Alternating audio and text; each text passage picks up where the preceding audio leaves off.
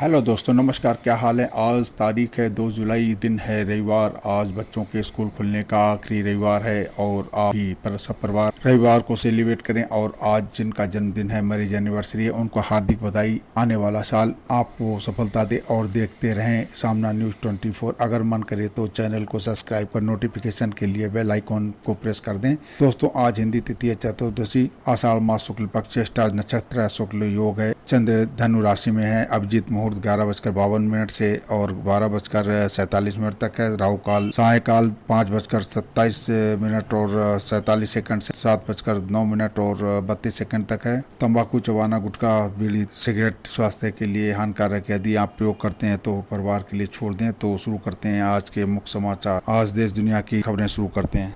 योगी सरकार द्वारा माफिया और अपराधियों के कब्जे वाली जमीनों पर गरीबों को घर उपलब्ध कराने से बेहतर कुछ नहीं हो सकता। प्रयागराज के माफिया अतीक अहमद के कब्जे से मुक्त कराई गई जमीन पर गरीबों को फ्लैट उपलब्ध कराकर सरकार ने न सिर्फ अपने संकल्प को पूर्णता दी, बल्कि कानून के राज की तस्वीर भी सामने रखी है। जोर जुर्म के करके जमीनों पर कब्जा करने वाले जिन अपराधियों के भय से लोग कभी थरथराते थे, आज उन्हीं के कब्जे से मुक्त जमीन पर सहज रहने को तैयार हैं।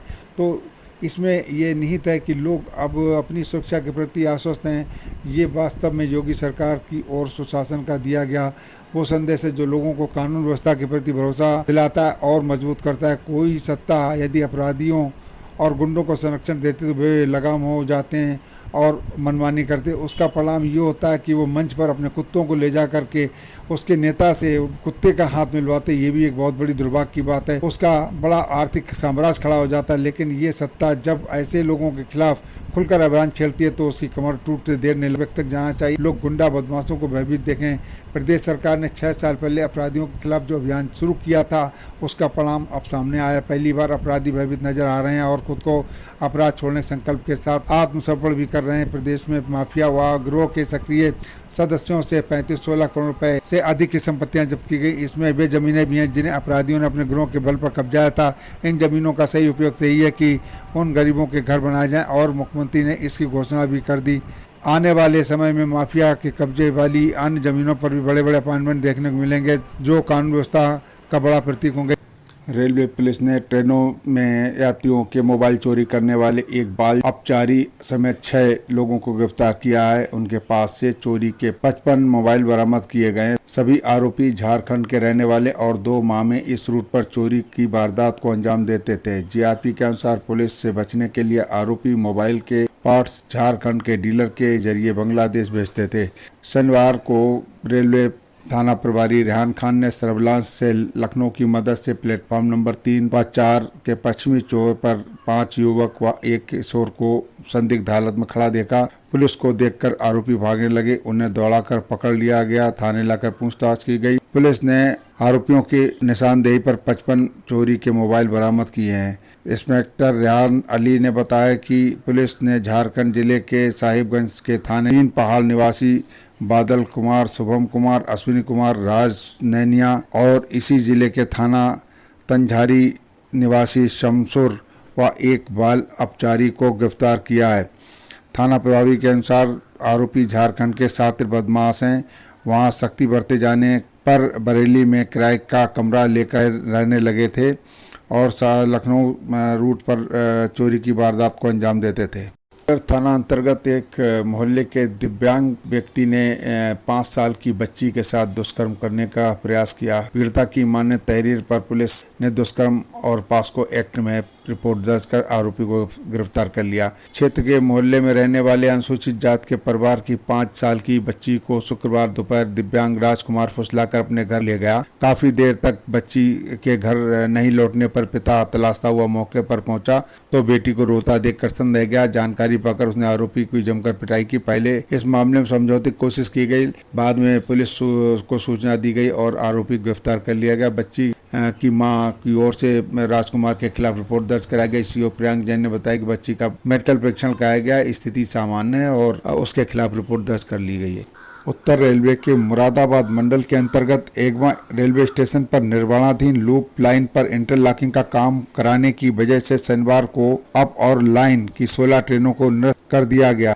यात्रियों को परेशानी का सामना करना पड़ेगा। शनिवार के अलावा अन्य दिनों में भी ट्रेनों को निरस्त रेगुलेट रीशेड्यूल करने संचालित किया जाएगा। उत्तर रेलवे के मुरादाबाद मंडल के सीनियर डीसीएम सुधीर सिंह ने बताया कि शनिवार को अपलाइन की train Shahjahanpur express special Balamau Shahjahanpur passenger, Prayagraj Sangam Bareilly express, Bareilly Varanasi Chandigarh express, Rajrani express, Janata express और त्रिवेणी एक्सप्रेस को निरस्त रखा जाएगा। उन्होंने बताया कि डाउन लाइन की Bareilly Banaras express, Bareilly Prayagraj Sangam express, Kathgodam Lucknow junction, राजरानी express, Janata express, Nauchandi express और त्रिवेणी एक्सप्रेस को भी निरस्त रखा जाएगा। उन्होंने बताया कि ट्रेन 13-152 जम्मू तवी हावड़ा 1 जुलाई को 1 घंटा के लिए रेगुलेट किया जाएगा। इधर शुक्रवार को 7 ट्रेनों के निरस्त किया गया। रेलवे की ओर से अपलाइन की train 14-235 Varanasi Bareilly express, train number 15-011 Chandigarh express, train number 22-453 राजरानी एक्सप्रेस, ट्रेन नंबर 15-119 जनता एक्सप्रेस अप और डाउन लाइन की त्रिवेणी एक्सप्रेस और ट्रेन नंबर 14-512 नौचंदी एक्सप्रेस निरस्त रहेंगी। पूरे देश में कॉमन सिविल कोड का एक राजनीतिक मुद्दा चल रहा है जो कि समय के अनुसार बहुत आवश्यक है और इसे शीघ्र बनना भी चाहिए, क्योंकि हर व्यक्ति के अलग अलग अधिकार होने से लोगों को पूरी तरीके से स्वतंत्रतापूर्वक काम करने की या उनको जहां पर उनके अपने अधिकार होते हैं उनको नहीं मिल पाते हैं। इसलिए कॉमन सिविल कोड के बनने के बाद में ये बातें शायद लोगों को ख़त्म हो जाएंगी और लोगों को हर काम में एक समानता के साथ मौका मिलेगा। इस मुद्दे पर समय समय पर बहस होती रही। भारत के संविधान के अनुच्छेद 44 में समान सिविल संहिता का उल्लेख मिलता है, जहां राज्य की नीति निर्देशक तत्वों में राज्य से संविधान में राज्य को कॉमन सिविल कोड के लिए प्रयास करने हेतु निर्देशित किया है। आधुनिक भारत में कॉमन सिविल कोड की आवश्यकता प्रतीत होती है। हालांकि इस पर स्पष्ट और खुलकर बातचीत कभी नहीं हो पाई, क्योंकि जनता में इस मुद्दे को विवाद का मुद्दा बना दिया है। और यदि ध्यानपूर्वक देखें तो कॉमन सिविल कोड के लाभ हैं और इसे बनना चाहिए। कॉमन सिविल कोड का अर्थ होता है कि सभी व्यक्तिगत विधियां एक समान कर दी जाएं। अभी भारत में व्यक्तिगत विधियां अलग अलग हैं। व्यक्तिगत विधियां उन कानूनों को कहा जाता है जो नागरिकों को निजी मामले को नियमित करते हैं, जैसे कि विवाह, तलाक, भरण पोषण, बच्चा गोद लेना, उत्तराधिकार। ये सभी मामले नागरिकों को व्यक्तिगत मामले हैं जिन पर जिस समय भारत का संविधान बनाया गया तब इस मामले में भारत के सभी लोगों को उनके धर्म और जाति के रीति रिवाजों के अनुसार कानून मानने की छूट दी गई थी। वर्तमान में सभी समुदायों के लिए अपने अपने व्यक्तिगत कानून हैं। जैसे कि हिंदू समुदाय के लिए हिंदू विवाह अधिनियम 1955, हिंदू उत्तराधिकार अधिनियम 1956 इत्यादि उपलब्ध हैं। ये दोनों कानून हिंदुओं के व्यवहार और उनके उत्तराधिकार के मामले में नियमित करते हैं। इसी तरह मुसलमानों के लिए भी पार्लियामेंट में कुछ कानून बनाए हैं, जैसे कि मुस्लिम विवाह तलाक अधिनियम 1939। इस अधिनियम के तहत मुसलमान महिलाओं को अपने पति से तलाक लेने का अधिकार दिए गए। ये अधिनियम भारत की स्वतंत्रता के पूर्व बनाया गया है। ये अधिनियम में तलाक लेने के जो अधिकार दिए गए हैं वो सभी अधिकार लगभग सभी हिंदू विवाह अधिनियम की तरह ही हैं। जिस तरह हिंदू विवाह अधिनियम 1955 की धारा 13 में दिए गए अधिकारों पर तलाक लिया जा सकता है, इसी तरह मुस्लिम विवाह विघटन अधिनियम 1939 में दिए गए आधारों पर एक मुस्लिम महिला तलाक ले सकती है। हालांकि मुसलमान पुरुष को तलाक देने के अधिकार पार्लियामेंट द्वारा नहीं दिए गए हैं, अपितु उन्हें अधिकार शरीयत से दिया जाएगा। एक मुसलमान पुरुष के पास शरीयत के अनुसार मुसलमान औरत को तलाक देने के लिए 4 से 5 तरीके उपलब्ध हैं।